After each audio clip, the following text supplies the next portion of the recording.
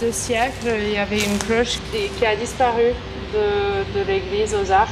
La légende, c'est que c'était caché ici dans la source pour le protéger. J'ai appris que les sources ici, avant l'église, ils étaient des sites de culte, des sites sacrés, où en fait on pouvait même pratiquer ce qu'on appelle l'hydromancie.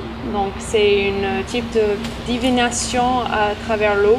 Tu touches la surface de l'eau avec le doigt de la main et qu'en fonction des ondes qui se révèlent ou des bulles, ça fait comme une réponse à ta question.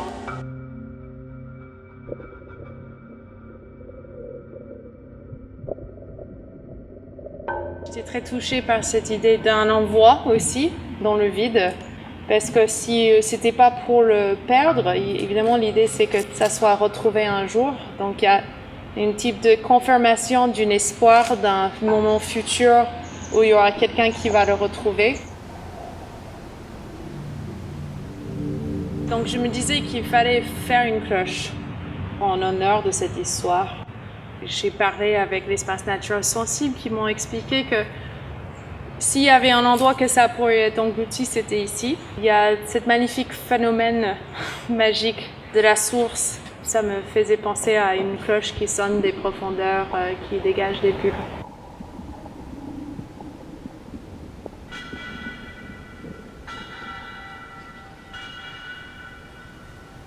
J'ai contacté une des dernières fonderies de cloches en France. Il n'y en a que 2 qui existent toujours. Je voulais faire une cloche à ma façon. Donc aussi, la cloche en Europe, ça n'a pas bougé depuis 4 siècles, la silhouette. C'est comme ça qu'on maîtrise la note. On peut avoir des reliefs différents et des inscriptions différentes, mais grosso modo, les proportions, le chapeau, la jupe, ça ne bouge pas. Donc c'était un peu farfelu presque pour le fondeur de cloche, ce que je proposais.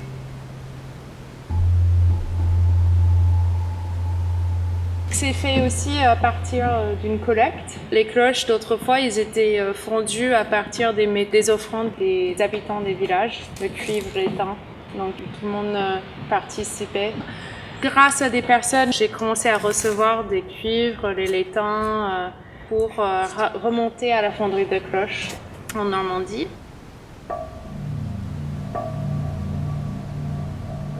J'ai dessiné une couronne qui pour moi correspondait un peu aux ondes de l'eau, un peu comme un œil, si vous voulez, aussi qui voit.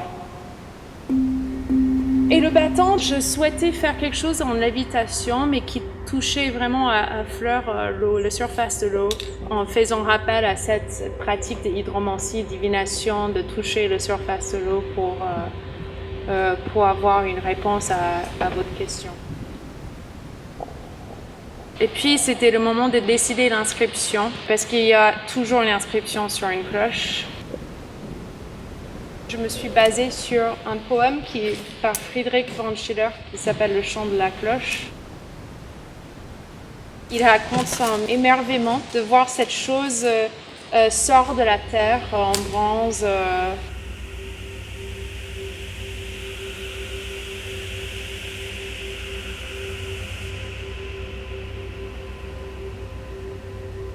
La cloche parle toute seule pour elle-même et elle parle en latin et elles disent j'appelle les vivants, je pleure les morts, je brise les éclairs. J'ai ajouté 2 lignes. Je remue les profondeurs et je vois à travers l'eau ou au-delà de l'eau. Et j'ai demandé aux plus anciennes du village de le traduire en occitan.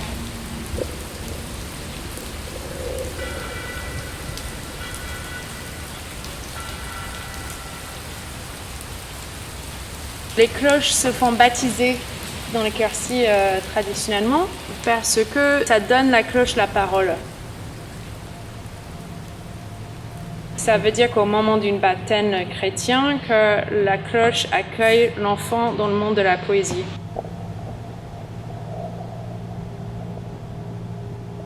C'est une cloche plutôt païenne que j'ai nommée Aya pour le déesse des sources, du A-I-J-A. Et en patois, en occitan, c'est l'eau aussi.